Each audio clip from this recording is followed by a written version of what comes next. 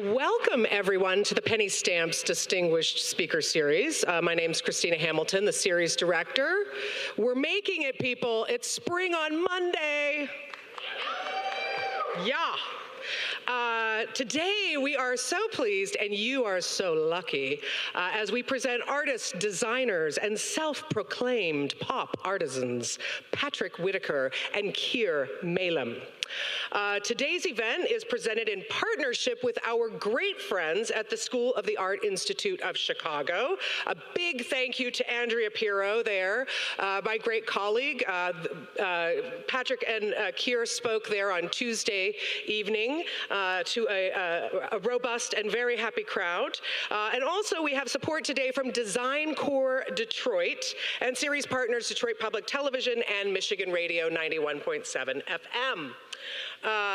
Some of you may recall Design Core Detroit, who has been a partner of ours for some time.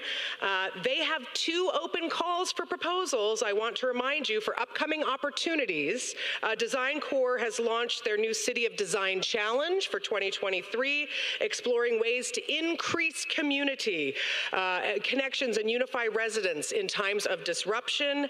Their call for proposals closes this Sunday. So if you have fabulous ideas, you should submit them this weekend.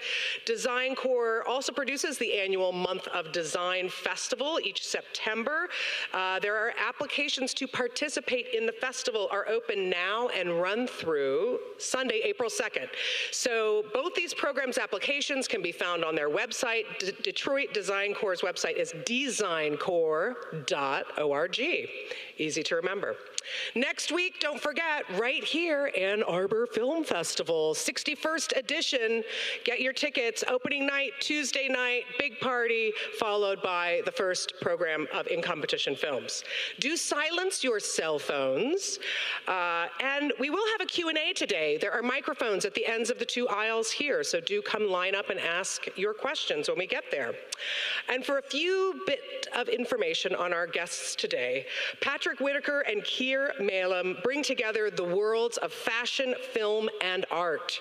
Renowned in particular for their leather work, they have spent more than 3 decades obsessing over the human form, crafting what they describe as body-based sculptures that occupy the realm between art, fashion, and costume.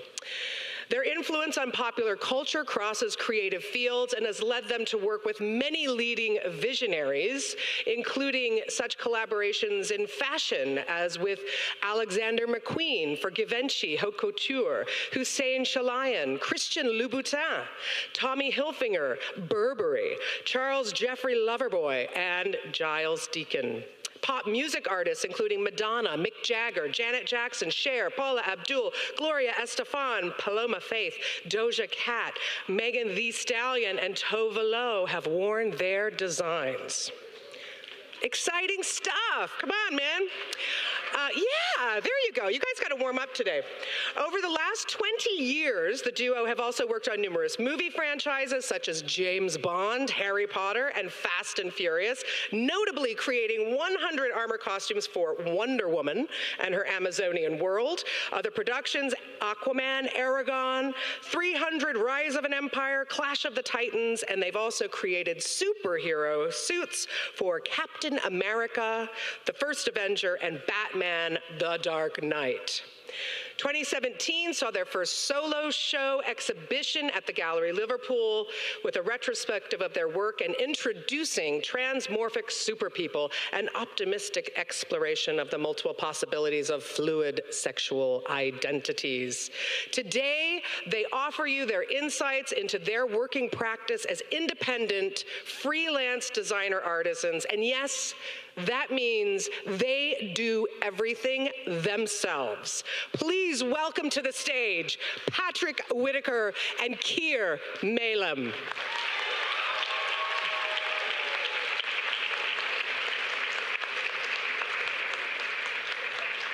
Thank you for a wonderful introduction, Christina. Here we are. I'm Patrick Whitaker. And I'm Keir Mailem. I'm just starting the clock here. There it There we goes. go. So we met in London in 1986. Paddy was a student at St Martin's, and I was working in a cinema and doing some cleaning and some youth work.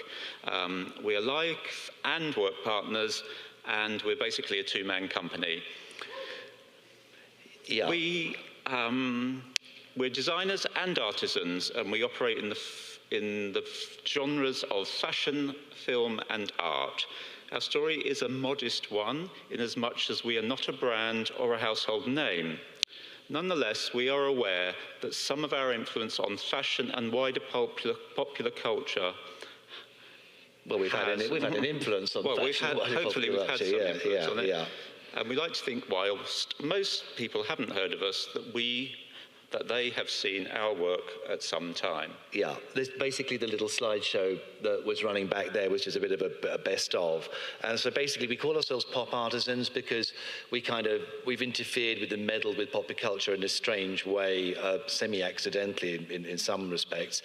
So it's really up to you guys to decide whether we're pop artists or pop artisans. The first slide up here is from my degree show from 1987. I went to St Martin's, as it was called back then, and as Kira's explained, we met in 86, the year before, so we met when I was in my second year, and Kira helped me with make my degree show pieces, and we vowed never to work again. Yeah. And here we are now, some while later, still working together. As you can see on the left of the image there, we've got a molded leather bustier, which is what we're sort of somewhat renowned for, so we even got that into the first My Degree show, and that was a bit of an experiment, an accident, wasn't it, really? Yes, we made it out of extremely thick vegetable tan hide, and it really wasn't working out for us, so in desperation, we ran a bath and chucked it in and pushed it down and made it completely soaking wet, and we pulled it over the stand that you can see there. And in the morning when it was dry, we were kind of delighted with the results. Yeah, we thought, maybe we're onto something here. Yeah, so. yeah. We had this. It naturally shrunk up quite considerably and gave it a sort of attention that it hadn't had previously. So it was a big breakthrough for us, and it shows you how great things come out of accidents or being forced into situations. That's actually me in the middle with a snakeskin jacket on there, with a snakeskin jacket and hair, back in the day. And then this is another slide from My Degree show, and it's interesting to note that gladiator belt thing going on there, because basically that was something that we came back to, even with Wonder Woman and other things. It's become a bit of a leitmotif sort of thing for us over the years. And from the start, we realized we had common interest. That was sci-fi books and films, and sculpture that was based on the body, really, classical and futurist sculpture. This is just a still image of Maria from Metropolis from 1927, and this is The Rock Drill by Jacob Epstein, a British artist, and this was first shown in 1913. Yeah, and you can clearly see, I mean, it's well known the influence that Maria from Metropolis had on Star Wars with C-3PO, and I think that this is the one people know less about, which is obviously something that people, inform stormtroopers and things like that, but just early inspirations. Yeah, I mean, we had to I had to basically take a job after college, and as Keir said, he was working at a cinema. So, and we wanted to start our own business, really. So what we did, in all our free time, we started to make things. And weekends and evenings, really, wasn't it? Yeah, it was. And then when we built up a little sort of trousseau of things, Paddy talked the buyer from Way in Harrods, where he was working. I took a shop job at Way in at Harrods, which was a fashion department that was kind of quite renowned. They set it up, I think, in the late 60s, early 70s. Anyway, this is obviously 1988. This is just after my graduation. And anyway, you got a date to see the buyer, didn't you? I got a date to see the buyer, so I dressed up and, waltzed in there and said, you need to buy these things from us. So, I think you were probably... Basically, they did. So we were, and I was in a position where I was a shop assistant in the counter at Harrods, and I also had a window just devoted to us at street level, which was quite sort of bizarre, really. next image here is sort of early editorial that we got. I mean, we realized that we needed to move up market because I think we realized that our pieces were proving to be quite expensive because they took a long time to make, etc. So there was this amazing shop which was just opposite this window in Harrods. Yeah, bang over the road. Called A La Mode, and it was the probably, you know, the pinnacle of all the fashion shops in London. It really had the best stuff. They stocked very early Galliano collections, and it was the most sort of creative and artistic fashion store in London. So we set our sights on getting stuff into this store. We took in this moulded leather bustier here, made of woven leather. The leather was actually pre-woven, wasn't it? It was pre-woven, but it was an oxblood colour. So they put it in the store, and a couple of days later we got a phone call from the store saying, this stylist has come in called Sarah Jane Hoare, and you know, you really want to pay attention because she's the best stylist in the country, and she's working with Herb Ritts on a shoot for UK Vogue, but she'd like this piece gold. So we immediately got on the bus and picked it up and took it home and experimented with gold leaf that evening.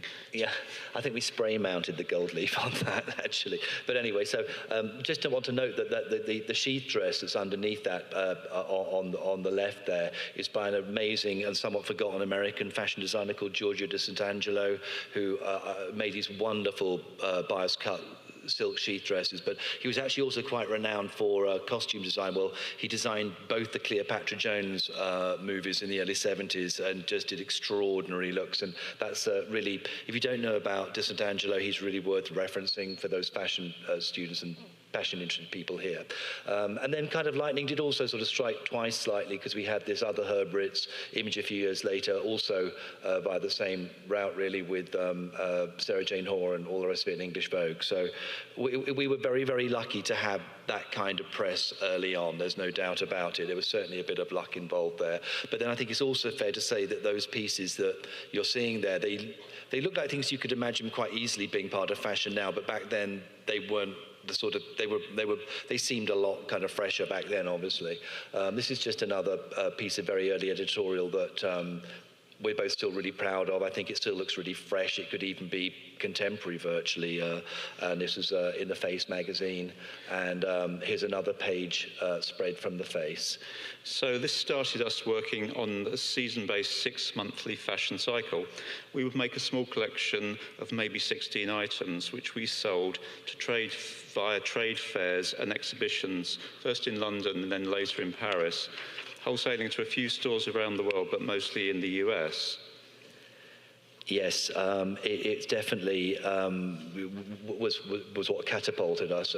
This is editorial in the Face from '89 by Judy Blame, who's a sadly departed but legendary fashion stylist who, in fact, Kim Jones did a whole collection for Dior a few years back, based in and around Judy Blame's influence. And that was actually, the one on the left was shot in Judy Blame's flat. And then the image on the right is also from the Face, and it features our high-neck gilet, which is a bit of a kind of go-to piece for us back then. Here we go, just really talk about some inspiration. We have various bits of inspiration dotted throughout the talk. We both saw Barbarella, I think, when it aired late night on the BBC in about '78 or something like that.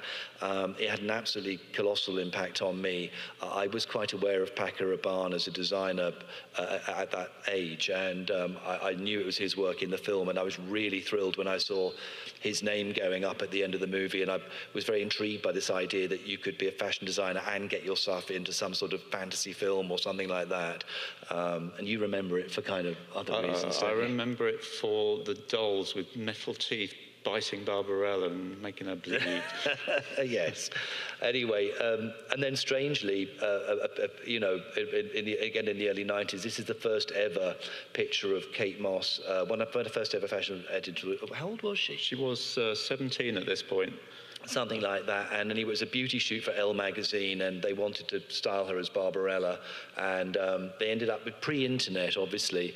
And I remember they were actually phoned our studio from the shoot and asked us what Jane Fonda's hair looked like in Barbarella. It's kind of interesting that they hadn't even got any reference photos or anything like that. So, and then there's Catherine Zeta-Jones also being styled as Barbarella back then. So just interesting to note the circular nature of the fashion film even thing happening for us back then.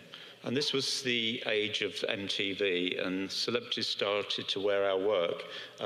Either they bought them from the stores, or we lent them for music videos or events. And we also started to do tour clothing.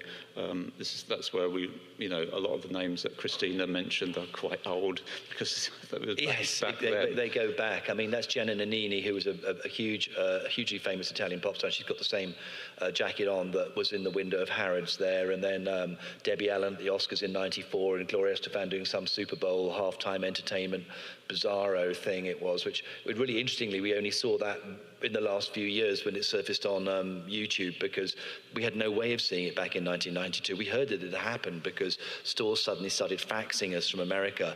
We were actually only ever really stocked properly in the United States. It's really interesting that we've always had that support here, which we're very, very grateful of. And that's Bros, a boy band who were huge in the UK. And they're the ones that came into Harrods, and that's how we got to meet them. So since the early 90s, we started looking at ways to display our own work and experiment with making our own display torsos. We were inevitably covering them with leather, and by the mid-1990s, we were beginning to get fed up with the relentless and not very profitable fashions collection cycle. Yes, so we started doing these kind of things, and the on the right there, the orangey red ones, the torsos were supplied by Del Rootstein, who are a legendary mannequin manufacturer who we approached with this technique, and they liked it very much. And then the chairs, something that we sculpted ourselves, and Ralph Lauren did a lot of windows with them back in the day. We did them in loads and loads of different colours. Yeah, lots. I think they had, and what it was our first experience of working with other people, and it provided a kind of more regular income revenue stream to us, because you just simply weren't going to sell that many sort of fantasy bustiers to people in general, I guess. The sculpture on the left, it was something that we made for the Museum of Leathercraft. And here we go, there's another image, isn't it? Oh, yes. Our moulded leatherwork starts as the biscuit-coloured natural veg tan cowhide that you can see in between the gold leaf there. And we create all the finishes, and all the hand-dyed colours are all of our own making. Yeah, so we influenced all of that, really. And it was really this gilding technique and the seaming that you saw in the pictures of the torsos before that kind of informed Alexander McQueen's choices he made for when he came to us to make stuff for the Givenchy Haute Couture in '97. He kind of came around and said, I like those gladiator belts that you did, and I like the gilding, and I like the torsos that you do. And he basically concocted this with us on the back of an envelope virtually in our studio, and then left us to make it. So Pierre Gilles, the image on the right there, is still one of our kind of touch point things. And in fact, Naomi Alec Weck modelled it on the left there in the show, and then Naomi saw her and she called something out and said something like, you see, that's what you get if you get stuff done in London, Alec. And then she jolly well sorted that she ended up wearing it in French Vogue a while later. This was the other piece that we made for that show, which is a patent leather feathered bustier. And here's a bit of behind-the-scenes stuff, again, from our funny old studio book that we re-photographed for this talk. These pictures actually haven't really been seen prior to these lectures we're doing. There's Alexander McQueen in the red shirt at the bottom, and Kira arriving at Givenchy with a... Yeah, with a torso with a bin bag over it. Yeah, literally with a trash sack over it, come off the Eurostar, making our glamorous entrance to Givenchy Haute Couture, and the piece in our studio and fitting with Alec there.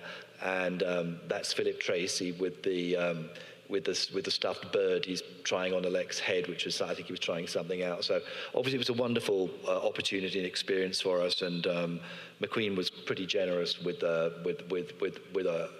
crediting and all the rest of it. It was a great thing to do. And so really this started our relationship with working with brands. We did a lot of collections with Tommy Hilfiger, didn't we, over the years? Yes, he was not getting editorial press, and he wasn't dressing celebrities, so he set up this label to do so. And we were commissioned to come up with leather finishes, and if they liked them, they would buy them, and then they would actually commission us to make garments out of, which was mostly tailoring actually, garments out of that leather we created. this would be the final collection that we did with Hilfiger. 9/11 kind of brought that to put an abrupt end, rather, for various reasons, which we completely understood. And there's the work we did with Hussein Chalayan, who's a wonderful designer, and much more recently, Charles Jeffrey Loverboy. Working with brands, we're quite selective about what we do with that work. We really enjoy the structure of working with other people and the collaborative process that it brings. Our touchstone is to try and work with people that we like. In order for these projects to be successful, a lot of things need to line up. Like the money, the timing, and whether we're a good fit with the project. To our credit, we have a position on fair credit for our work, and this is something we're quite into these days. Yeah, credit can be quite a big issue with all of that. We have a very limited production ability. We can only really make about 12 pieces a year to the standard that we really want to work to. So obviously, if we're trying to make a piece for our own collection or for ourselves to show for press, that takes time away from commission and vice versa. So there really are pretty much only the two of us when we're doing our own stuff like this in the studio.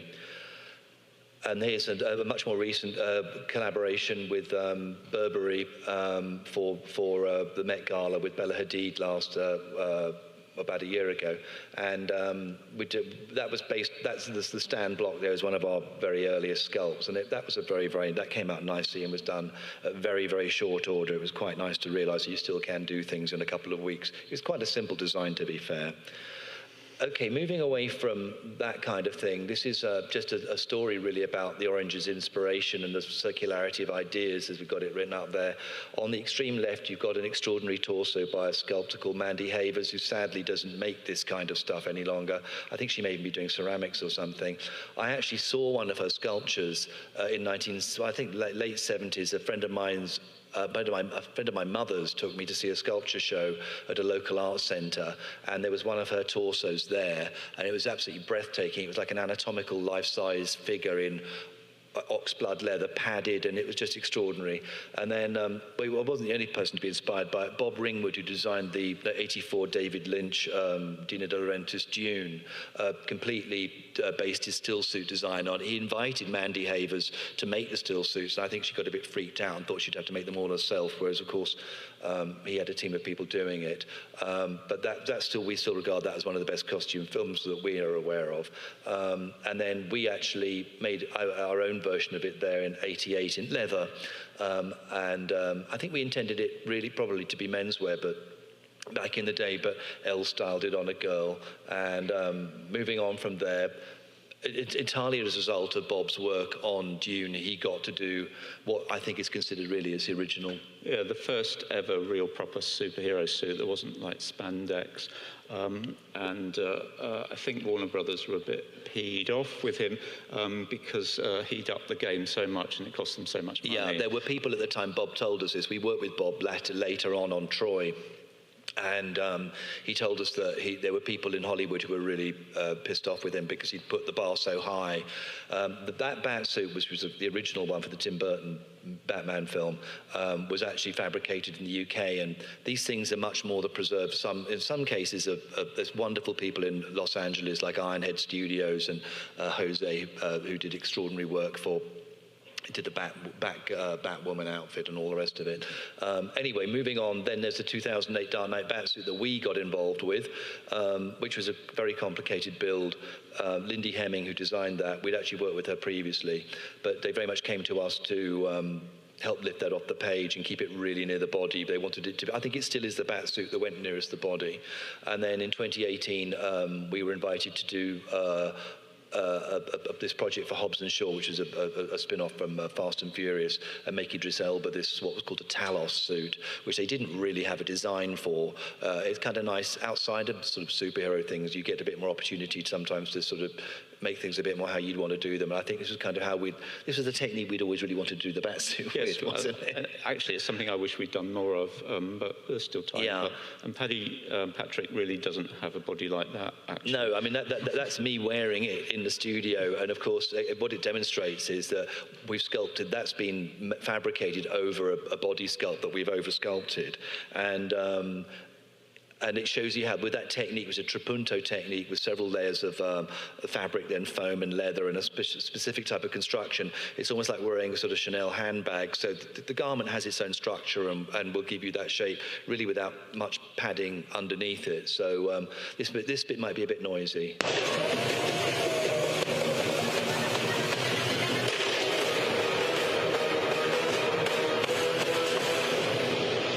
Just to show you Idris wearing it, really, and show off a little bit, you know. So anyway, there we go. Let's see what's next.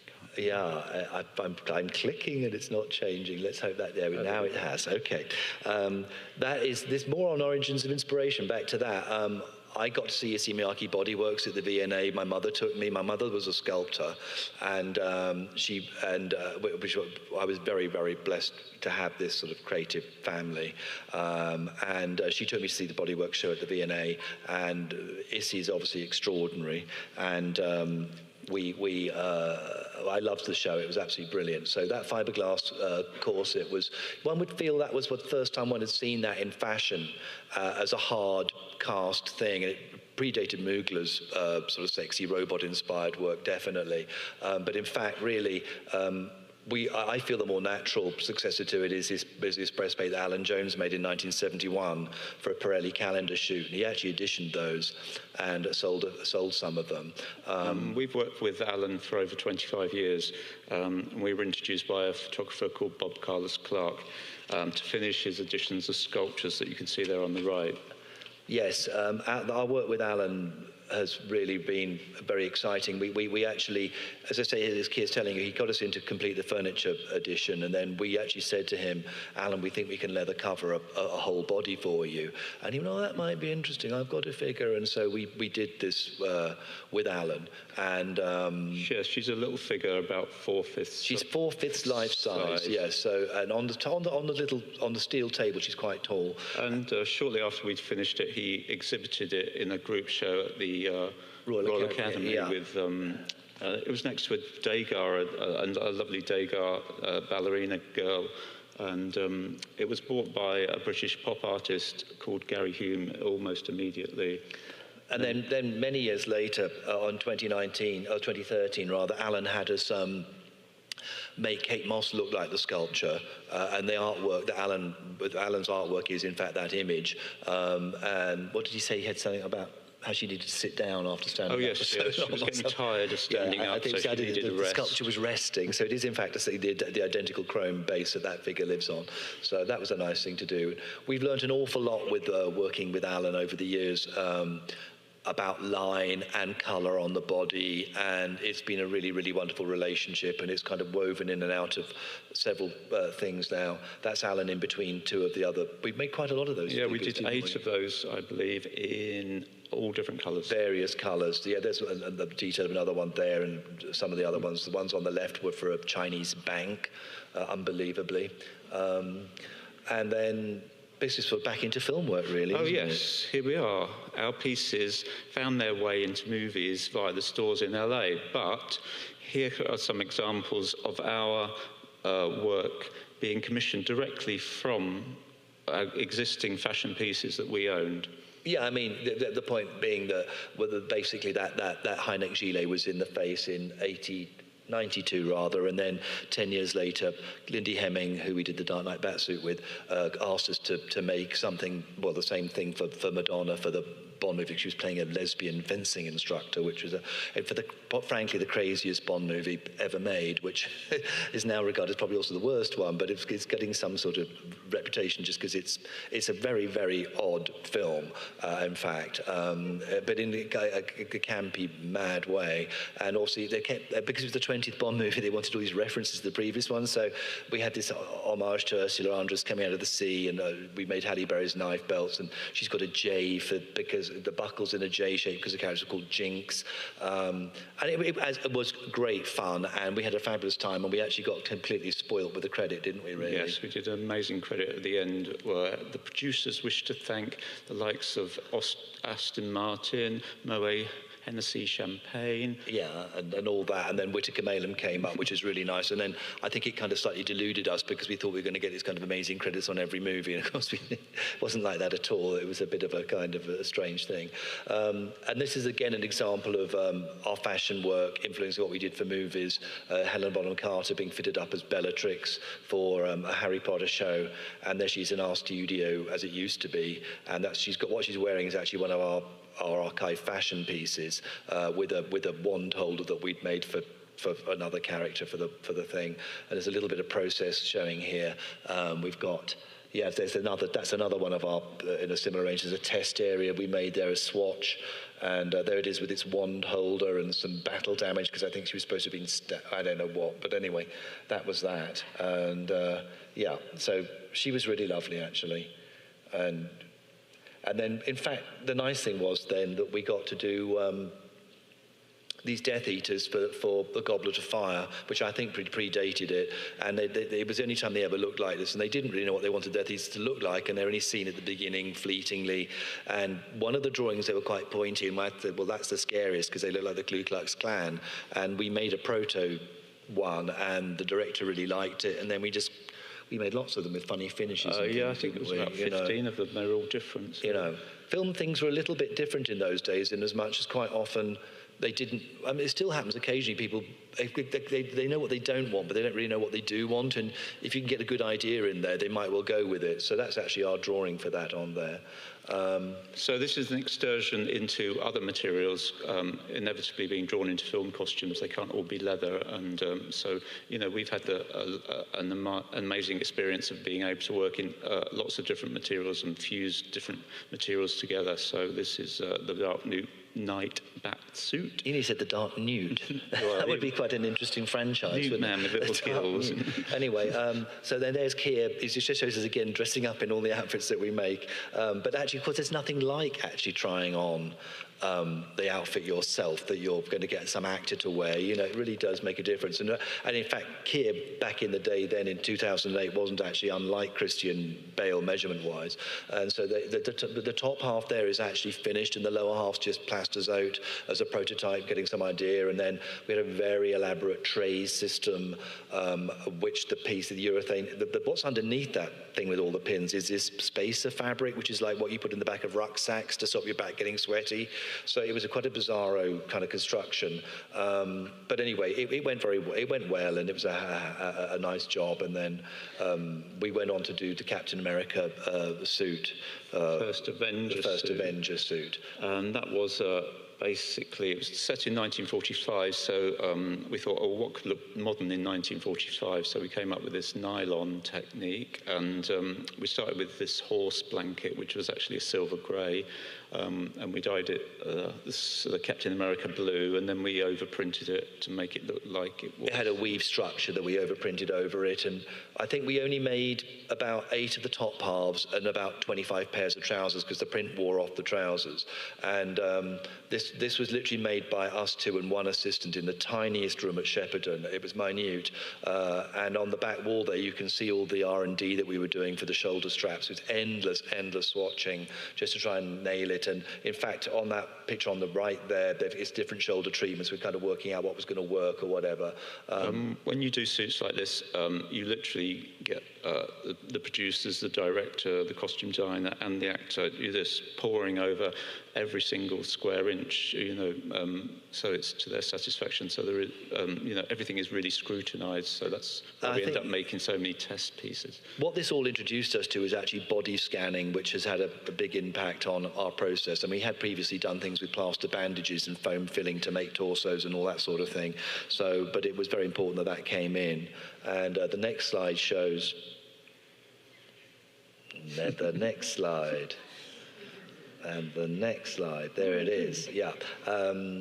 That is, in fact, me sculpting in our garage in Kent, and this is a body scan of Ariel Dombasle. We did this project with Christian Louboutin, very generously invited us to make leather-covered sculptures to celebrate these nude shoes that he do that are intended to match skin tone.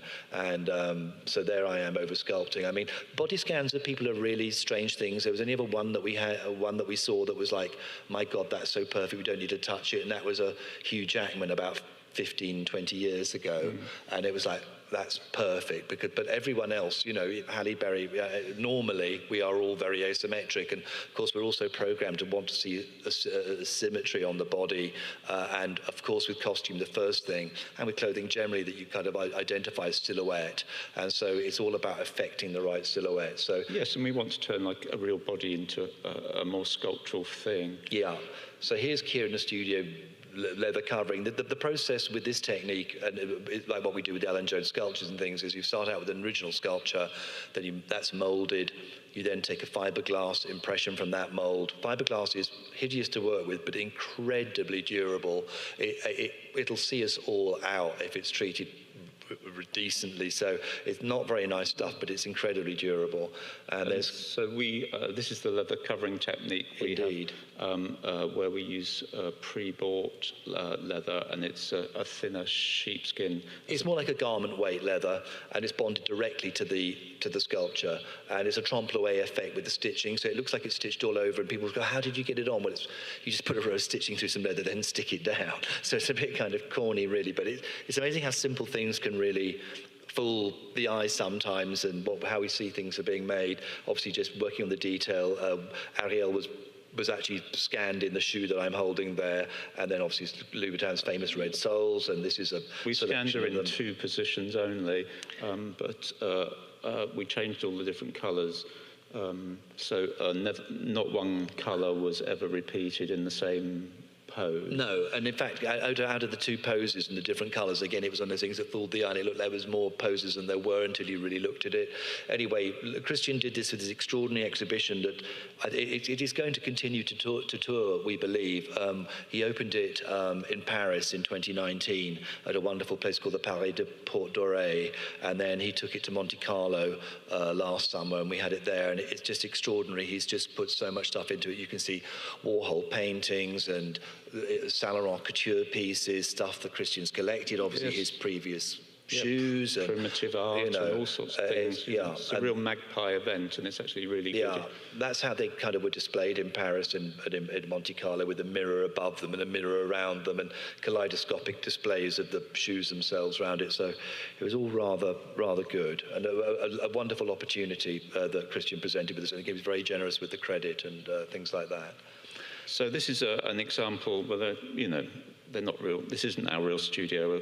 Well, it is our real studio, but not under this working situation. That's more us having. It's tidied up to look poncy for photography, for people coming in. Basically, yeah. For magazines, or for photographers says, well, I want to photograph you at work, and you think, well, okay, that's fine. But and that's with a wide lens. It looks quite big there, but it is quite it's a nice space, and that's us actually shuttering up a sculpture there. So this is to show the other technique we mostly do, which is the moulded leather. And so for every moulded leather piece, we create our own sculpted block for them, like a shoe last or a block for a hat. We form it over these sculptures that we create. And we've developed these from both our own sculpts and moulds, and from previous body scans, which we have over-sculpted, and stuff that we filched from movies on the way, and things like that. In the picture on the right there, if you can just about see the largest figure that's furthest from where I'm sitting down posing, is actually, that was the one we used for Make of the Stallion for Glastonbury last year, and we adapted that from one of the Amazon Warrior sculpts that we developed for Wonder Woman. And there's the faceted one on the extreme right is from the Charles Jeffrey Loverboy collab. So we have a library now of these bodies, of sort of Frankenstein pieces to work over. They're foam, which is important to us because it helps what we do a lot, because it makes it pinnable. I'm pressing the button. Let's see. Yeah, I do, because I want people to know what's not moving. Okay, and so these are the kind of pieces that we make with this technique, and this in fact was a rejected piece, wasn't it, for Angelina Maleficent. Jolie. Yeah, they all loved it, but she didn't think it was quite right. But anyway, with the idea that we chucked into the pot was, she's got horns here, so let's give her horns here. And anyway, it did actually evolve into something in the film. Yes, this is an example of our film work going back into our fashion work. It is, yes. We took that idea and then thought, well, we like that, and we created this piece in 2019, which we called Labia Bustier for fairly obvious reasons. And there's Doja Cat wearing it. Yes, and at this point, I'd like to say we could be accused of body fascism, which we're aware of, but what we really appreciate is the current body positive movement, celebrating and exposing the diversity of people's actual bodies. Ultimately, what we care about is that people not only look good, but they also feel good in our pieces. And right from the very beginning, people have told us that they love wearing our pieces because they make them feel protected. So we've tried to empower women by giving them the tools to empower themselves. Yeah, I mean, we are aware that we are inflicting our idea of a body, in this case, on people. I mean, here's a little bit of process of just making the Doja thing. That's me on the sewing machine, which is quite noisy. It's a post-bed machine that we had made for us, and just some details there going on. And that's it before it's been wet molded, so it shows you the tension that gives it. And a lot of the skill is actually in the ability to sew quite thick leather. And the lovely thing about the leather when we use it this way, it's raw edge overlapping with very narrow seams. The seams actually do replace the boning. So if you saw the inside of that, it's just what you'd expect it to be. It's just the back of the leather. There's no lining, there's no facings. It's quite an honest, strong thing. And as you wear them, they do actually kind of adapt to your body a bit more, which is cool. Anyway, so this leads us to 300, Rise of an Empire, which was Alexandra Byrne, who's a wonderful costume designer, was very keen to get a fashion edge into this movie. And so she asked us to help make stuff for Eva Green, and it was quite an extraordinary job because we did it entirely by remote control. We never met Eva Green or fit her once. We had a body scan of her, a CNC'd out thing, so that was great, and that's how we did it. But I think the most important thing about it really was that it led really directly to our doing what was the biggest gig for us of all in some ways. So we were engaged by costume designer Lindy Hemming to create all the costumes for Wonder Woman's island home world of Themyscira. This involved both individual principal costumes and creating an army of Amazon warriors, plus peripheral characters. It totaled about 160 costumes and took a year of our time, and at the peak there was about 20 people working in our team. Yeah, this again shows the biscuit-coloured leather and then the gilded leather on Queen Hippolyta's costume, and you know, that's all glued actually. There's no sewing in that thing at all. We have a technique for bonding leather, and it's really very durable. These are some more principal ones that we did. In the centre, you've got Doutzen Kreutz.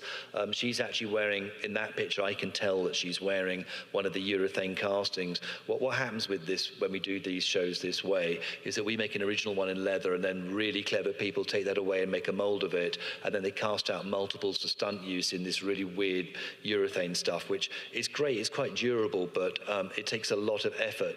They're very skilled people that artwork them so beautifully that a few feet, well, I can't tell which is which, but they never sit or go around the body quite the same as the leather ones because they're a bit stiffer.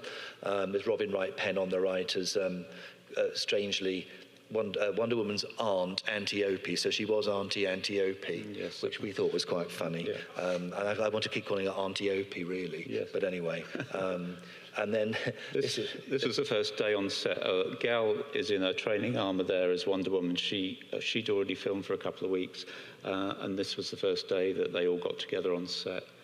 Yeah, it was, and there's naval written on the side of that for a very specific reason. We were quite keen that Gal's training armour had a naval because we like them in our own work, etc. And the costume designer liked it, and Paddy Jenkins, the director, liked it, and lots of people liked it, and they shot on it for a couple of weeks, didn't they? At least 2 weeks, yeah. Yeah. then anyway, Rushes went back to a producer in Hollywood who was with Warner's but not directly involved with the film, and then his wife didn't like the navel, and we don't even know quite why that was to this day. I suggested to Lindy that it was something to do, is it because she's supposed to be some sort of mythology where she's born of mud, or she said, no, it's nothing that interesting, she just doesn't like it. So we had to re-soak the leather and poke the navels out, and then they had to take out all what they shot on. They had to take out the navel digitally at a huge expense, I'm sure. Yes, in post-production, which I think was a bit of an issue.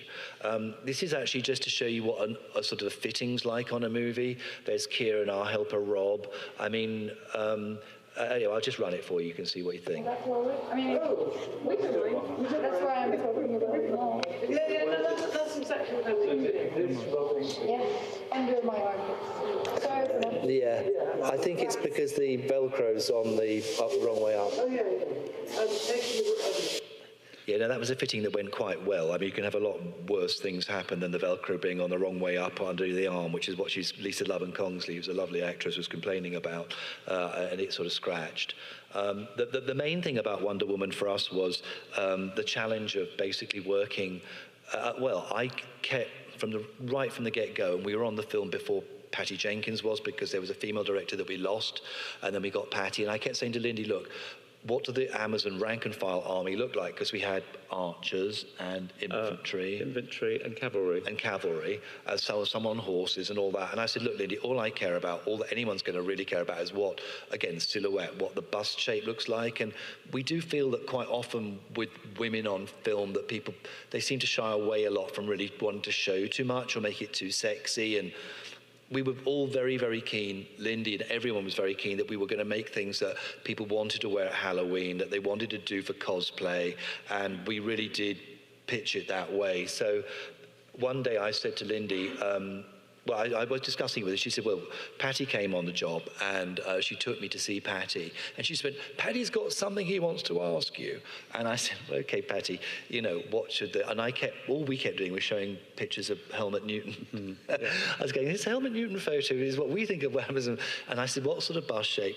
All different. Patty wanted, and quite rightly wanted a wonderful spectrum of shapes. But anyway, we settled on that. And what kind of happened with the project that was so marvelous was that we ended up getting all these different girls in. Yes, it turned out Patty Jenkins' husband was a sports journalist, and he had a huge knowledge of female sports people. So he cast all these equestrian people, the CrossFit athletes you see there on the left, and also legendary American world champion boxer Ann Wolfe. Yes, and Ann Wolfe is standing on the table-y thing. It's absolutely extraordinary. I mean, you can see her online. She's the most famous ever. She's the greatest ever. Extraordinary videos of her KOing these huge, tall women, and it was all extraordinary. And very interesting to see what they. And Brooke Ent's there on the left. It was just amazing to work with women with these extraordinary bodies. Anyway, here we are at Leavesden Studios. This is the workshop that we spent about almost a year on the film. We spent must have been 10 months in that room with very little natural light. Sadly, there's this bizarre thing goes on in the film industry where everyone that works in the office on a computer gets to sit by a nice bright window, but people actually required to make things and use their eyes, are stuck in sheds with very little, not much light. Anyway, that's how it goes. And there's a dye table there on the right, and our assistant Rob working there on the left, bless him, and one thing and another. I think this was a show and tell that we had for a press junket or something like that, and interesting. It might have been merchandising. I think it might have been merchandising. People come around. They do. They did very nice Barbie dolls of some of the characters. They do. We have wonderful Barbie dolls from this film, which are really beautifully detailed. And I think on the right there's an unused training armor breastplate. This last slide is really just to show the there's a lovely senate of things that Keir really spent a lot of time doing on the background there, and there's one of each of the rank and file Amazon warriors, and then that's Gal's training armor, and the straps that you see, not the straps that are at the back, centre back, the ones that went over her shoulder, because Gal needed to do lots of action and windmill her arms and one thing and another. We had to kind of work out how we could get that to where the studs are, those two little shiny studs. That's not fixed. They don't actually work. So we didn't actually want to put elastic in it and make it boingy. Yeah, so. and Clever Rob, who I've talked about a couple of times, he came up with this magnetic. They were magnets and steel springs, so they just glid over each other and tracked each other. Absolutely extraordinary. And they're all set into the thickness of the leather, so the whole thing just came and went. It was quite miraculous. But that's what you can get. That's what you could do on a film that you can't do with any of the other in fashion, something like that. And literally, Rob would have spent over a week. It may even been a 10-day project just getting that to work, because you're actually, the whole sort of technology thing is amazing. Moving on, straight after Wonder Woman, we were invited to work on Aquaman by a dear friend, costume designer, friend of ours, Kim Barrett. And we went to the Gold Coast in Australia and did this for, I don't know how long. Again, months and months, maybe 6 months. And that's Jason Momoa. And this is, again, leather armor. And the next... First fitting, that is, I think. Yeah, and then this is another example of... Well, this is an example of what film costumes are really about. You make a beautiful hero one for the principal actor, but almost all of the costumes we make are actually for stunt people. So you put it on the stuntman, and immediately starts moving, goes, oh, can I work in this? You know, can I spend 10 hours a day in this? Can I fight in this? Can I, jump off a building or whatever he needs to do? And, that's their main preoccupation, of course, because that's what they've got to do. Keir came up with something years ago, which is on the slide. And he said, what we're making really is workwear, and it's so very, very true. So, yes, good old... and there's a couple more things that we made for Aquaman there. We had a producer came by and he saw that armor, and they got us over at some expense to Australia from the UK to do it for a while. And he just came up to the desk and picked up one of the pieces and said, wow, that's so light. And it is true that the actual leather armor versus the repeat stuff that you make from the urethane is incredibly light. It's wonderfully light and rigid. So that's Nicole Kidman, and she came out of the trench or something, didn't she? And she plays Aquaman's mother. Yeah, and that was quite ironic because she was supposed to be Gal Gadot's Wonder Woman's mother, but she didn't do that. And then the next film, they said, anyway, she did. So, and then we have Willem Dafoe there as Vulko wearing a laser-cut leather skirt, and I don't know what. It was all kind of fun. Anyway, moving on. Just to have a little word about sustainability with our practice. Our version of sustainability is kind of more accidental than deliberate, but we have ultra-low production with what we do. We keep very small stocks of materials in our studio, mainly because we have very local suppliers. And also our overheads are exceedingly low because we live and work at home. But that's becoming increasingly a challenge, I think, for people with energy prices and the cost of living generally.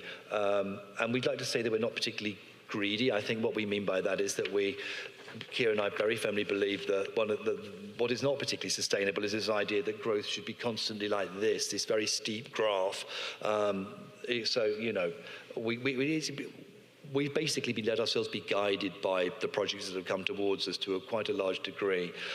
We like to think that leather has a past, present, and future, in as much as that it's durable, ages well, and gains patina. I mean, the Idris Elba jacket actually looked quite a lot nicer after. We only made a couple of those for him to wear in the film, and he wore it a lot. And it looks quite creased in some of the shots in the film, but actually that's kind of one of the nicest things about it.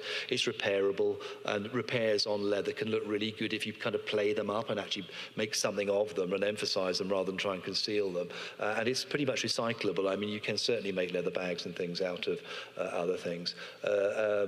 Anyway, more about sustainability. Modern leather manufacturing uses 270 million cowhides annually. This saves over 7 million tons from going into landfill.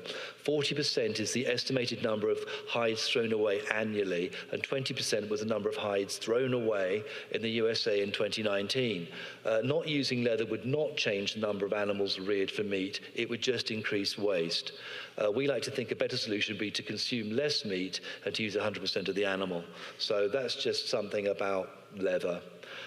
This is an exhibition that we did back in, when was it, 2017? 2017, and knowing the exhibition was coming up while we were working on Aquaman, coming up with the opportunity to explore the sex body, we feel it's important to have something to say about in our personal work. So as our real output is completely limited, and things take so long to realise, so it's important to us that each piece makes some sort of statement. Yeah, these are these transmorphic mashups that we did somewhat in response to some of the things that we'd experienced ourselves and the people we'd been meeting and one thing and another. We did those in 2016, and then we made these in 2018, and they're little third life-size wall plaques, and you can basically swap them over like fridge magnets. So that was one exploration of that. This body of work was a response to society wrestling with gender fluidity and non-binary thinking, and was in part inspired by our broad diversity of people that we'd worked with. Indeed, yeah. And that was a lenticular piece that we made. I rather missed that, which was quite a large lenticular print, and it kind of does that as you walk past it. It's one of those sort of things. This next thing is a video that we made, which we made this transmorphic armor. So in order to demonstrate that, it is a sense of armor that could actually do what we were talking about. So here we go.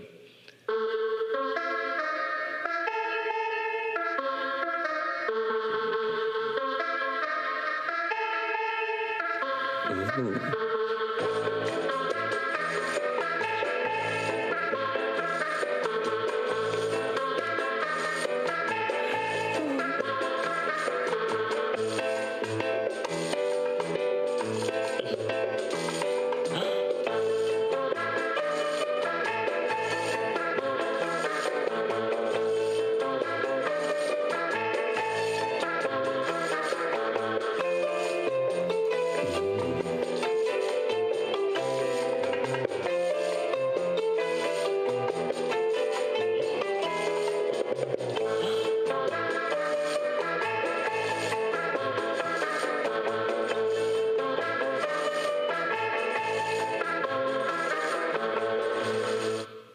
Yeah, so we made that as quite a sort of a playful thing with ex-Central St Martin students helped us do that. I've gone the wrong way. I've gone the wrong way. No, here we are. That's it, right. Oh, the phallus belts at last. That's what we were waiting for. Regarding sexuality in our work, we've always tried to be sex positive in our attitude and outlook, and regard the sex act as a positive and celebratory act. We are the product of our time growing up with Barbarella and Alan Jones, openness about sexuality, and having parents who were naturists on holiday and visiting nude beaches ourselves. In general, we think there is nothing more visually interesting to a human being than another human being's body. Yes, I mean, back in the day, auteur film directors like Fellini, Pasolini, Ken Russell, etc., brought craft and artful beauty and eroticism to cinema.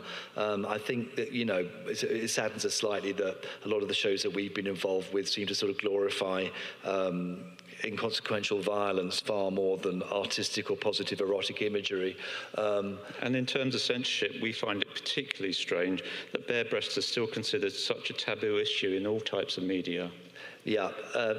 Tuvalu has worn the phallus belt and bustier for this video for To Die For last year, and we'd been making these things for a while, just really for men and women to wear, and they're kind of really regarded as they are regarded as fun and interesting things by ourselves. Anyway, this is Vogue Italia. Almost exactly a year ago, we had a very nice spread that we were involved with by Raphael Pavarotti and Ib Kamara in Italian Vogue, and that's that image. And again, it goes back to sustainability. That piece was made in 2013, and and then being featured in 2022, it does gratify us that things that we made such a long time ago are still regarded as being interesting to fashion people.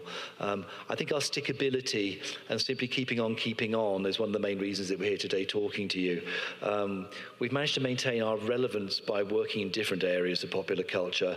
However, in recent years, we do feel we've become slightly more relevant in terms of the general zeitgeist with fashion in particular. Fashion seems to come around more to our creative stance one way and another, with the emphasis being placed much more on the body. Things seem to be very close to or far away from the body at the moment with fashion. And sometimes we do feel as if there's a bit of a weird inevitability about our part in dressing contemporary characters for the dystopian sci-fi movie that life in the 21st century seems to have become. I do feel that we're living somehow in some strange mix of the Hunger Games and goodness knows what sometimes. And, you know, I guess, you know, fashion and pop and all the rest of it, I think people are looking for more extreme things, and people want to get people's attention, and I guess that's what it's about. So, and we still love the excitement of seeing people taking our work away and putting it into their own imagery, and you know, we get those images back and go, wow, you know, we didn't think of that, you know, that's how you see our work. It's really interesting to us. Yeah, they're kind of trophies to us, really, aren't they? You know, one way and another. No, it's that's all been very positive. This is just a bit of process making Tove Lo's. So she actually very generously asked us to make whatever we wanted for her tour. So, which she still one piece, well, yeah, not the whole. Not the whole. No, but she commissioned one piece, and she wears quite a few looks during the show. The tour's actually ongoing, and so we actually invented this.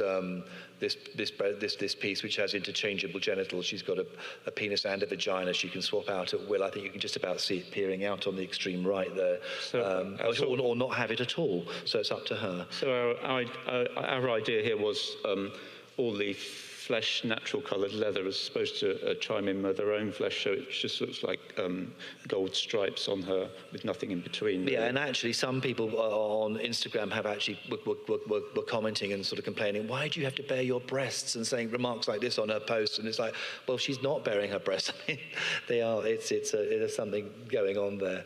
Anyway, just a little bit more, bring us up to kind of what we're doing now, really. We've always loved the work of Richard Lindner, who's an amazing American-German artist. He was an emigre here in World War II. His mother was a corsetier, and it was a very interesting thing for us that we took this image on the right there back in 2019. And we posted it on Instagram, and someone commented that it looked like a Lindner painting. And we thought, oh, who's Lindner? And then we looked him up, and of course, oh my goodness, that's who that is, because it was one of those people that you realised that you'd always been aware of, but you hadn't really been aware of. And obviously, the Beatles loved him, and his imagery was much used for the Yellow Submarine cartoon, and he's featured on the Sgt. Pepper's album cover. And there's a lot of things that we saw as children, weren't there, that were influenced by him. So, and then the piece on the left, there's a wonderful collection called the Museum of Sex Objects. It's called the Museum of Sex Objects in the UK. And they asked various people to do an embroidery piece on their sexual heroes. So it had to be within an embroidery hoop. So obviously we don't do embroidery, so we did that. And we chose Lindner as our sexual hero. And then this is the most recent thing that we've made. We've just completed this. This is one of our own pieces, and clearly influenced by the Lindner imagery and aesthetic. So that's that there. And we're really grateful that we've been able to run our business for so long and doing what we love. And we're pretty happy with our position in the world. We believe both deeply that the things that we make should have a purpose and the reason to exist, and this thinking extends to both our personal practice and the commissions for film, fashion and art. Yes, we've also come to realise that we've fetishised our own process to a large degree, both in terms of our general practice and because of our obsessive attention to detail and the body, etc., and our approach to the body. Technology has its place in aiding process. However, we have come to the conclusion that beauty is not always about perfection, technical or otherwise. We're both proud to be promoted and somewhat celebrated for what we like to call the hand of man, craft, etc., in an increasingly virtual world dominated by AI and computer-aided design. So we'd like to thank you all for coming today and listening to us. And, yes, thank you very much. Thank you. Hope you enjoyed it.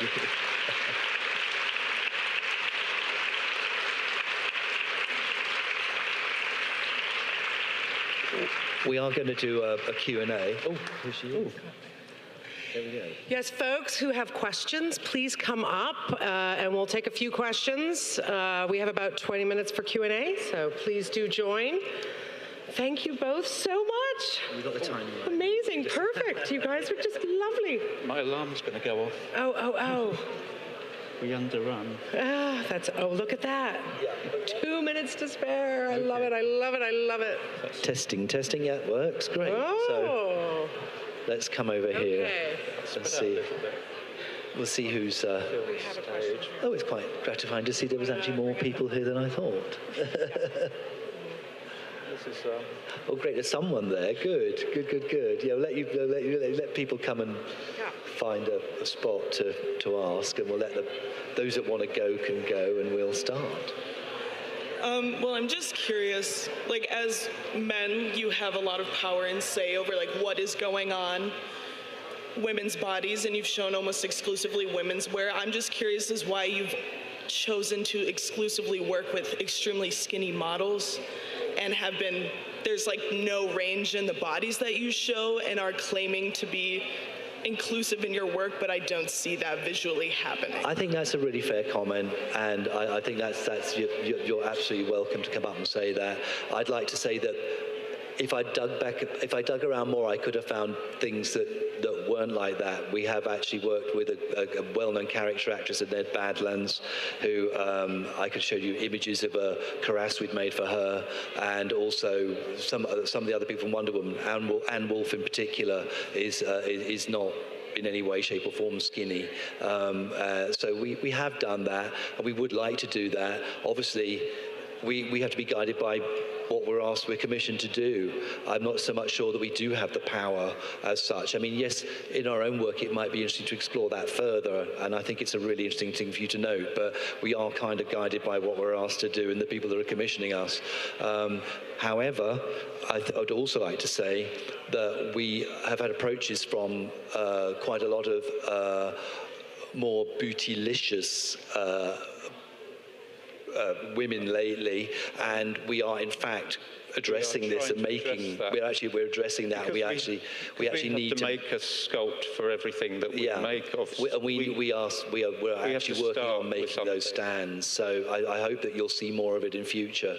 That's all I can really say. We are trying to address but thank you for coming up and saying that, because I don't feel like I really have a defence other than to acknowledge what you're saying and tell you what I've just told you. Right, I appreciate you saying it. Hi, I just want to say that I really like your guys' work in terms of how you manipulate the form and also in terms of incorporating color and such with it. I just really enjoy that aesthetic. And I wanted to ask, when you're approaching a project with somebody who's doing a commission with you, how do you negotiate your own creative vision with what they want? That's really a good question, and sometimes you're asked in and we're just like, right, we've got to just lift this off the page. There's very little of us in, say, the Captain America suit in particular, and doing some of those gigs, we ended up turning down repeat work with McQueen, for instance, and we were asked to do stuff for Louis Vuitton by Marc Jacobs, but we were on some really shitty movie, to be honest, at the time, and so there's some regrets with that. But what we generally, when people come to us to work for them, I think they generally accept that they're going to see it through our lens. It's almost like our process has a filter. So if they don't come to us to make nurses' uniforms or Well, thankfully, we're doing pretty exotic things. So it depends. And often sometimes they come to us because they think it's going to be really hard, and can we help with it? So. And for instance, and actually talking about the sizing back there, Megan Thee Stallion's not skinny, by the way. I mean, she's just not, and she's magnificent, and I love the variety of women's bodies. However, the drawing for the Megan Thee Stallion thing was not like that. It was like that. A stick insect. It was a stick insect. So that shows you we can't cheat that, And I think that what we do works well on a large body because we love seaming so much, and seaming's enormously important. Question, It was it? Yes. Yeah. So No, but I'm answering her about the aesthetic. The aesthetic is something that has to be honed, you know, and so it'll always be like a batting forward and backwards sort of situation. We think that, they think this, you know. And you have to do what the client wants, you know, and you have to be aware that you've got to keep the client satisfied, definitely. So does that answer it? Yes, thank Cool. you. Thank you for a great question. Hi, I was just wondering if there's a particular film or production, like if you got to choose from anything to redesign the clothing for, what would it be? Well, they're threatening to redo Barbarella, so I mean, I'd be like, yes, please, but you know, I don't know quite where that's going, but that would be absolutely. Well, they're always threatening to redo Barbarella. They are, but, yeah. We believe at the moment it's actually quite close, and yeah. I don't know if they're saying there'll be any. In Hollywood, there's a lot of talk and very little green lights. Yeah, but that would definitely be a choice one. It would just be nice. That's why I was talking about some of these auteur filmmakers. It would be really nice to get involved with something. The guy that was more arty. Yeah, you know, one of those. Like an art film would be amazing. I mean, the nearest thing we got to do an art film was probably Cloud Atlas. Cloud Atlas with the Wachowskis, and I only say that wasn't an art film, but it was exceedingly creative, and they were they are friends of ours. And, like family situation, because it was an actually independently financed film, and they were like raising money by. They were getting these Chinese businessmen's daughters into the film and for a fee and things like that, you know, doing whatever they could to raise money. It was crazy. And it was a mad situation. We nearly closed down every week. It was like a family. So that was like probably our most fun film. But, you know, what we really like, you know, the films that we love are from the 70s, you know, 60s and 70s, like Pasolini and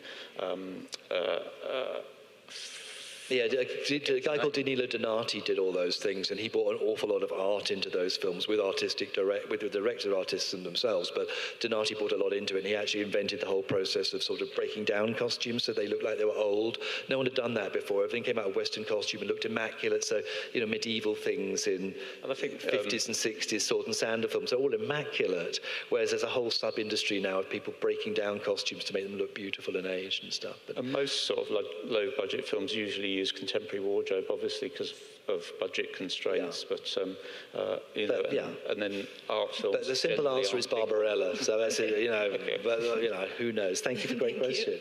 Other side there, yeah? I just wanted to say thank you for coming. Oh, it's a total pleasure. Thank you. Thank you for coming, all of you. You know. It was really interesting.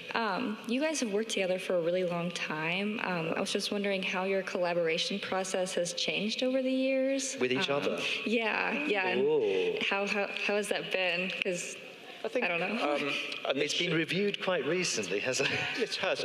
Initially, I didn't go to fashion school, so I always had a sort of feeling that I wasn't quite worthy, you know, and particularly early on when we were starting to get lots of press, I was like, our work doesn't deserve this, really, and I didn't really have the confidence then, so I wish I'd had that.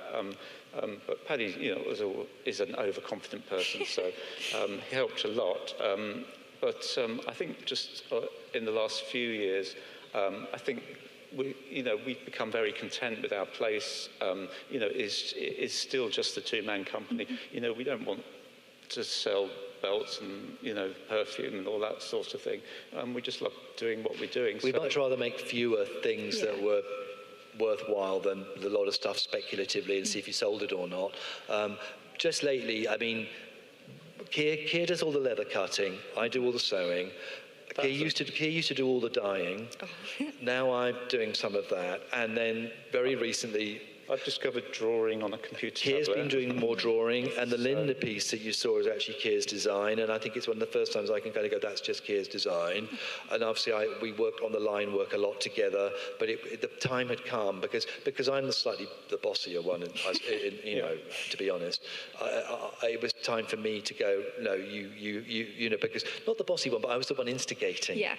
And he was just doing other things, but it's changed, and it's been really, really healthy, and it just shows you after a really long time how you need to review stuff. But really great question. Thank you. Yeah, thank you. Thank you. Cool. Hi, I'm curious, like, what about leather has made it so, you know, throughout your entire career? Why is that a material that you chose, and what's your interests that as a material? I think there's something about the... We worked with it in very early on. It has college. really special properties, and every piece is sort of different. And even like the Bella Hadid thing you saw there, we had to make a decision about where we placed the grain of the leather, because it was very apparent, and they had this big flat panel, and you've got to kind of work with it a lot. It has really specific, the way it raw edges, it's naturally sealing edges.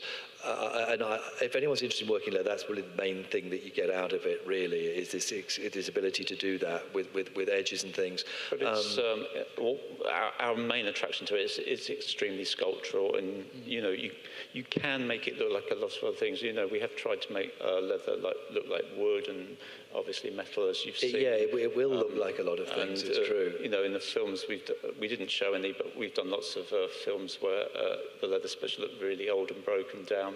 So, also, what I found as mostly the cutter outer of leather, you know, you can have on a whole layer of different skins, and they will all behave slightly differently because they're from an individual animal. It does keep you on your toes. And you have to respect material, that. So. But yeah. Yeah, I mean, there isn't yet a man-made that we think's really replacing it. We're looking at the mycelium and the mushroom-y things, and there's new stuff coming out, and I think they will be able to sort of grow it in tanks pretty soon. But if you're and be leather, if you're interested in leather, I'd go to a manufacturer and ask for some scraps, or go to a merchant and ask for some scraps, and they're very cheap. It's great material to experiment with and craft with at home, and you do need so few tools to work with leather.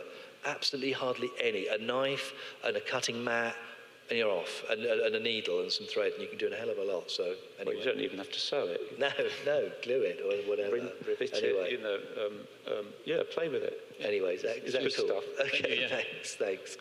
Hi. Hi, I also just wanted to thank you guys so much for taking just the time to share with us all of your work. It's a total pleasure, thank you. And so my question is, you guys have worked on a lot of time-based projects, and I know that sometimes like forcing creativity is really difficult. So if there's ever been a time where, you know, you have to complete something and you're just like not feeling it, or you're losing creative interest, how do you like reset yourself? Oh my God, I mean, we push away a lot of jobs that we just know they haven't allowed enough time, and we constantly get people saying, can we have it in 2 weeks in Berlin for a concert for a pop star? And you're like, well, you know, these things about a month really.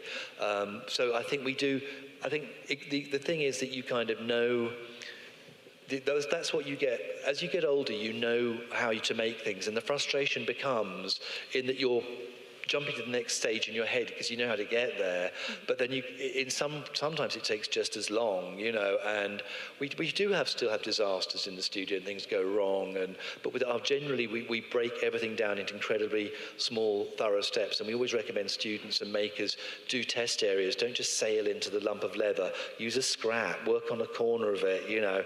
Do a test off the, you know, it's just, I know everyone knows that, but it's also, we have to remind ourselves all this the whole time. Yeah, no, we have to break it down, and, you know, sometimes things go wrong, and they still do go wrong. We did a Burberry project where they wanted a red leather, and we thought we'd try something new, so we sprayed it, and it was a disaster. It was a complete disaster. Well, it looked great, and then it went back to it 2 days later, it just cracked, and we'd covered the whole effing studio with red paint. It was a disaster. But you know, there's still tears sometimes. There's still you just have to go for a walk. Resetting for us is going for a walk. We make sure because we live and work in the same space.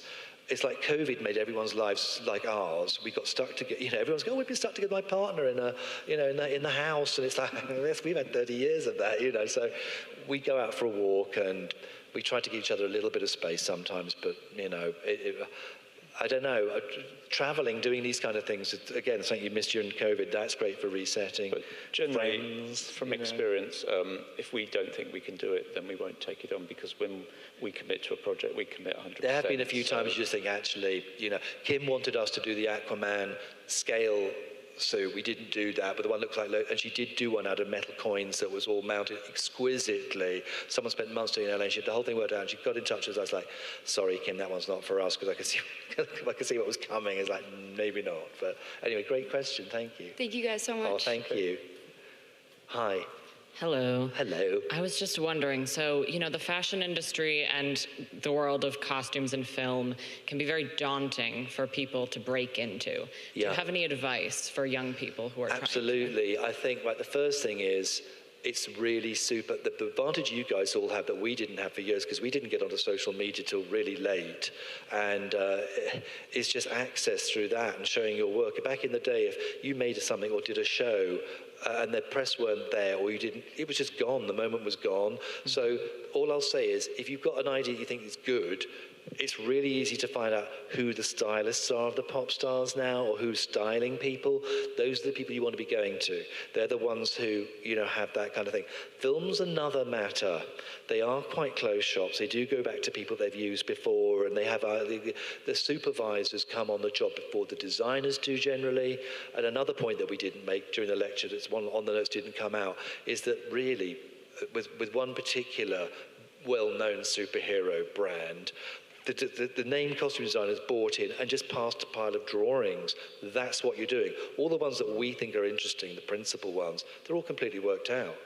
So the so-called costume designers just left doing contemporary people, the nurses, and the word's out on that now. Everyone's hip to that. So it's a funny game, and also the other thing about the film thing is that sometimes you can supply a production from home or from your studio, but generally they want you there at 8:30 in the morning, and it's really long hours and all that old stuff, and you've got to be near the studios and etc. So, but definitely there are ways in, and I think if you make something that's interesting enough, people are going to look, and there are ways of getting people to see your stuff now that just did not exist before. I know not everyone's going to look at your Instagram, but you can actually DM people and drop stuff to them, and they're going to jolly well look. All of the latter films that we've worked on, we've had at least 10 interns right from the beginning. You can intern on a film really easily. They love that now. And the only advice I give anyone is, if you're not so much, we're makey people, undoubtedly. Some people are much more drawery people. If you're more a drawery person, get in the office. Get in with the costume designer, become an assistant costume designer, or go and be a runner in the office. If you're a makey person, you want to get in with us sort of lot in the workroom, in the workshop. So that's an important piece of advice for people are up against it. Does that help? The turnaround's very fast. Cool. So they do need people. Yeah, they do, and everyone likes free help. Blimey. Or actually, the thing is, if you can get on a film, they will actually pay you as an intern on a film. They will. Not bad money. Yeah. At least in the UK. Anyway, let's need two more, so let's try and do everyone quickly. Oh my God, I'm too short. Hi, this is unrelated, but I was just thinking about it. What is the material of your blazer? Sorry, that's unrelated to my real. That's unrelated to my real question. This is from Nordstrom Racks in Chicago 10 years ago when we were over here doing a movie. It's just Calvin a cool Klein. material and a They were all texture. different. That was what was great about them. I don't know. They must have done some funny dye process. It's nylon. It's incredibly durable. Thank you. Sorry, okay, that was just something I was thinking of while I was standing here because it's a really cool material. I guess my real question is kind of related to what was said before, but just getting in the industry, just tips for that, I guess, having a portfolio, and is it important to have a wide variety of showing that you're able to work with a wide variety of materials and stuff? Because I was watching this presentation and I was oh my God, that's something I would love to do. I'm really into movies and sci-fi and fashion design and stuff, and so I think it's really great not to be a one-trick pony, and we're really proud that we're not, because we aren't, because we've been made to work in some really strange materials. And you do have a tremendous advantage that is fairly new, is that you can have a digital portfolio and you can email and DM people. Don't even have the expense of having to print loads of stuff out, which is so expensive. You just work on your. If you're interested in working lots of different materials, go for it, and master some of them. And then the techniques that you get out of leather can apply to so many other things. I mean, our techniques completely derived from what I did as footwear. I did a footwear option on my first course before I went to St. Martin's when I was really young, and everything kind of grew out of that. So I think it's about getting control over one thing can really help you with other things. You know what I mean? Everything is. Oh, sorry. I was just going to say. Also, I could say that you don't have to produce a finished item. You know, No, he's right. You can just produce a swatch book. You could do a beautiful drawing and then just make one corner of that beautiful drawing. That's how we sell the costumes to the directors and the costume designers. We'll realise one area of it really nicely, and then people see that. They can, of course, you can make the rest of it. And frankly, that much of that is a quarter or an eighth of a garment, so it matters. You had something else you wanted to say? Oh, I was just gonna comment on the way you said the skills are really applicable. I've been working a lot with like plastic and making like armor and props and stuff. And I started doing leatherworking, and I found that it was super similar. And like you said, leatherworking, like there's nothing like it. It's just the material. There's nothing like it in the way that you can, absolutely, the way you can shape it and everything. Cool. Okay, well, thank you. Yeah, Thank you. Thank you so much. Thank you for great questions. Hi. Howdy. Howdy. Obviously, leather like blends into the world of fetish, so I was wondering Yes. if y'all have ever worked with like fetishists or dominatrixes or. Interestingly, not. I mean, the nearest we've got is really, I mean, and Alan's work's fine art. It's not that, but some of those things are they're hypersexualized at least. I mean, we've made things for our own purposes, you know, to go out in to you know, stuff like that.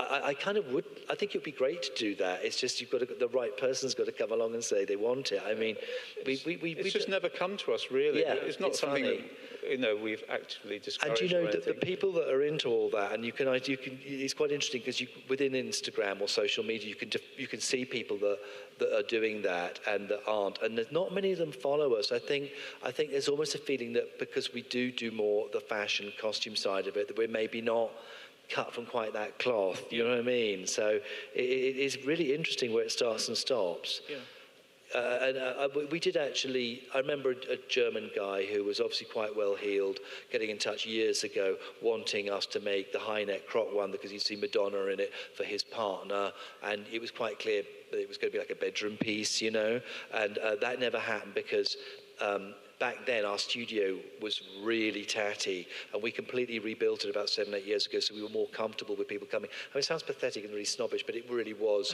It was embarrassingly bad given our status, and it took for us to stop doing some work, and we had the money to redo the studio, but we hadn't done it. So, you know, but oddly enough, no. But it's remarkable how few things like that have come forward. So, anyway, thank you. Thank you for the question. Cheers. Okay. Any other questions? No, they would have queued up if they wanted to. Oh, there is one. No, it's yell. not too late.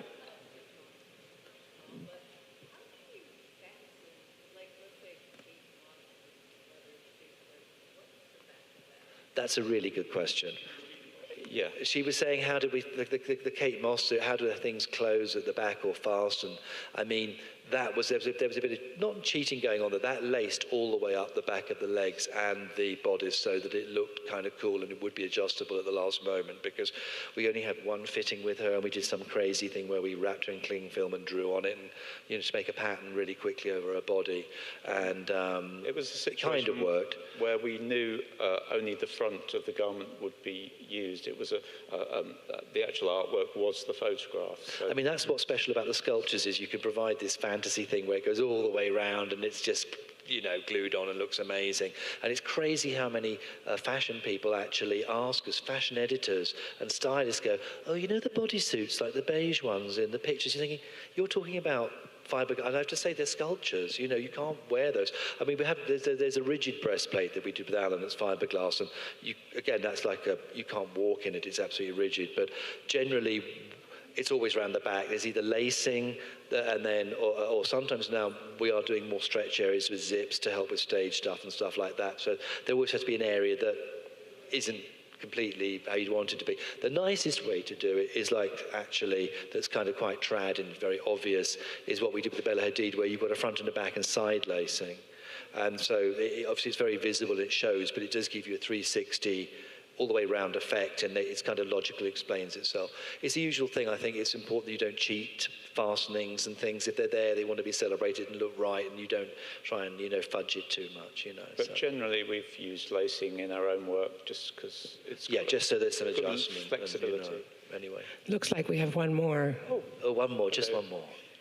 Thanks for your presentation. I just had a quick question about the penis and that specific size penis and what was the inspiration and why and how did you come to that conclusion of that's the right size? We are maximalists, we're maximalists, and I think if you're going to do that, you may as well go for it, we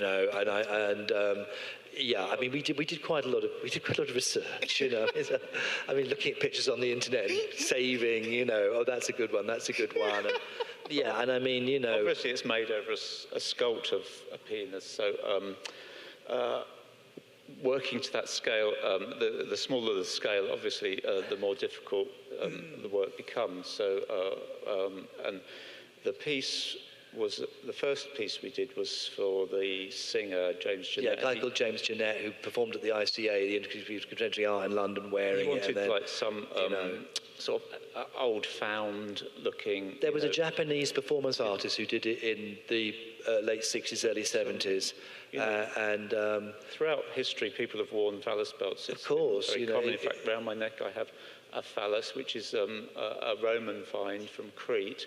They were just good luck things. Almost every Roman gentleman wore one as a charm. I just think the reason it's like it is it's just maximalism, really, rather than being half-baked or, if you're going to do it, you're going to do it kind of thing. There are other ones we haven't shown. Yeah, there's another one that's in a flaccid position that we haven't shown here, and there's only been so many of them so far anyway. And Tuvalu said that she loved wearing it because it gave her Wonder Woman. It's Wonder Woman with big dick energy, she said. So, and the whole thing about it is to be playful about it, for people to experiment and just see what that feels like. Just see whether you like it or you don't, or whatever. They're very, very light. What you don't get from seeing, I wish I had one to pass around because you'd just be amazed how light they are. When people handle them, they're hollow. People can't believe how light they are. So it's, And, a real interest to us was trying them, putting them on women. We tried them on all our girlfriends and stuff. And and they all were really keen to try them as well. It's the response just over their jeans, just over clothes, Yeah. Anyway, okay. Thank you, everyone. Thank you both so much for coming. Thank you all for taking in this special treat.